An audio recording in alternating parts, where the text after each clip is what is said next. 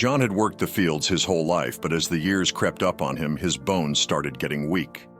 Struggling with his pain, he chose the front porch as his spot for some well-deserved rest after years of hard work.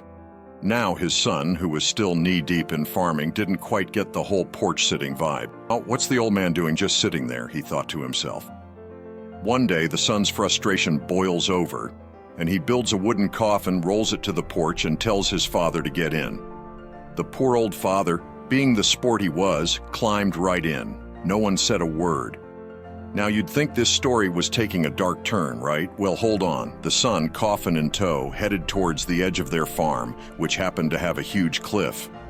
As they approach the cliff, the angry son, with a lump in his throat, hears a soft knocking from inside the coffin. Hesitant, he opens it. There's his father, lying peacefully. The old man, looking into his son's eyes, says, "I know what you're about to do, but before you do it, let me share a thought."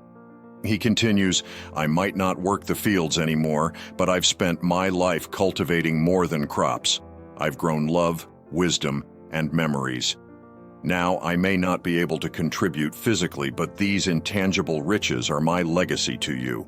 The words hit the son hard. Tears well up in his eyes. He quickly wakes up from his state of anger and realizes the depth of his father's words. He understands that the old man isn't a burden, but a wellspring of wisdom and love. In a heartfelt moment, the son, ashamed of his actions, embraces his father and says, "Dad, your legacy is more valuable than any harvest. Let's continue growing it together." As they head back to the porch, the old farmer imparts a lesson. Sometimes the most meaningful contributions aren't tangible. They're the love and lessons we sow into the hearts of others.